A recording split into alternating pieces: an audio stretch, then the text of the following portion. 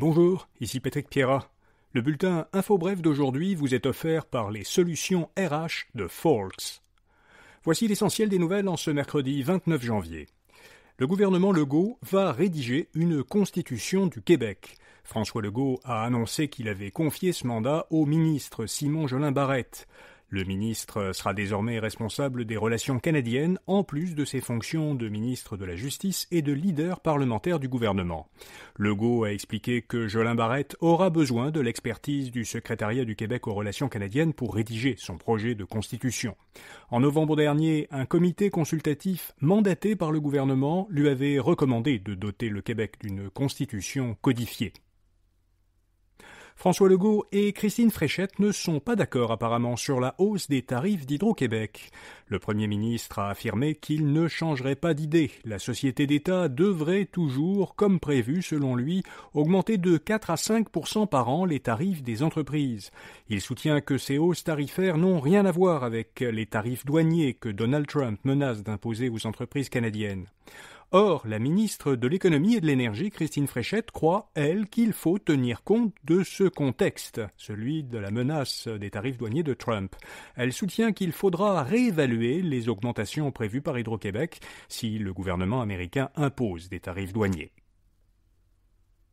Le nombre de médecins continue d'augmenter et c'est surtout celui des spécialistes qui augmente. Selon le bilan des effectifs médicaux publié par le Collège des médecins du Québec, à la fin 2024, il y avait 23 262 médecins actifs dans la province. C'était 377 de plus qu'un an plus tôt. Parmi ces nouveaux médecins, on compte 2 fois plus de nouveaux spécialistes que de nouveaux médecins de famille et 305 femmes, donc la très grande majorité.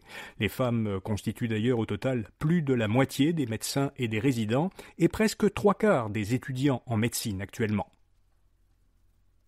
La commissaire Marie-Josée Hogg a publié son rapport final sur l'ingérence étrangère. Elle affirme que les institutions démocratiques du pays sont demeurées robustes face aux tentatives d'ingérence menées par plusieurs pays, dont la Chine et l'Inde. La commissaire Hogg dit que parmi les parlementaires, certains comportements peuvent être préoccupants, c'est son qualificatif, mais elle n'a vu aucune preuve indiquant la présence de traîtres. La juge note que le gouvernement fédéral a pris des mesures pour contrer l'ingérence étrangère, mais elle estime qu'Ottawa a parfois mis trop de temps à agir et parfois aussi utilisé des moyens imparfaits pour communiquer des informations à certains décideurs. Le Canada et la Pologne vont coopérer en matière d'énergie nucléaire. Justin Trudeau et son homologue polonais, Donald Tusk, ont signé hier à Varsovie, en Pologne, un accord qui prévoit que les entreprises canadiennes soutiendront les efforts de la Pologne pour commencer à produire de l'énergie nucléaire.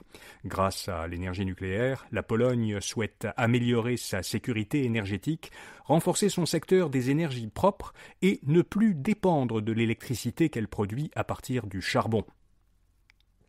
Un mot maintenant de notre commanditaire. Vous voulez recruter ? Eh bien, ça n'a jamais été aussi simple qu'avec le logiciel de recrutement Folks ATS.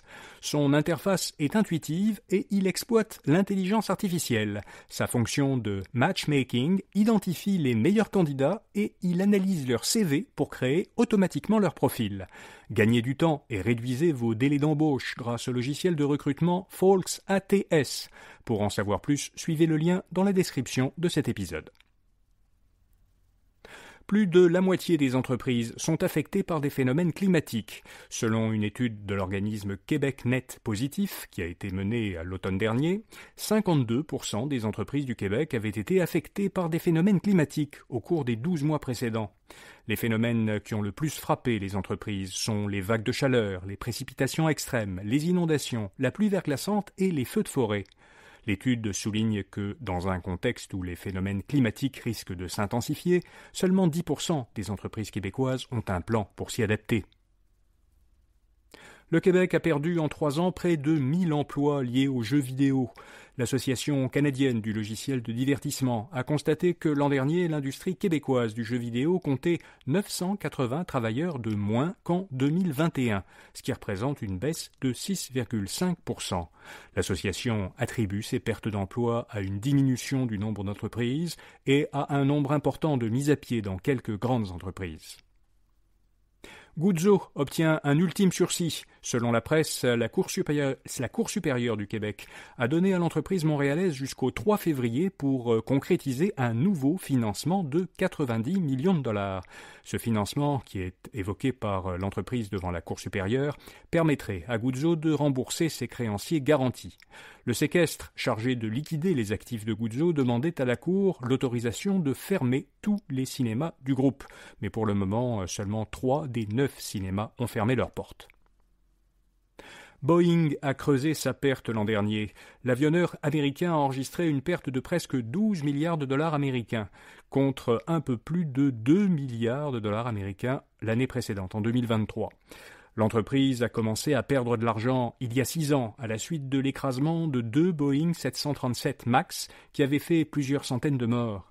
Les pertes de Boeing se sont accentuées l'an dernier, car sa production a nettement ralenti après le détachement en plein vol en janvier d'une porte d'un appareil 737. Et puis, OpenAI lance une version de ChatGPT spécialement conçue pour le gouvernement américain. Baptisée ChatGPT Gov, cette version doit permettre aux agences gouvernementales de partager avec l'outil d'intelligence artificielle des données sensibles et confidentielles dans un environnement sécurisé. Les agents fédéraux américains pourront, par exemple, utiliser cette version de ChatGPT pour traduire des documents et générer du code. Selon OpenAI, depuis le début de l'an dernier, plus de 90 000 fonctionnaires américains ont fait 18 millions de requêtes dans ChatGPT. Voilà, vous savez l'essentiel. Bonne journée et à demain matin.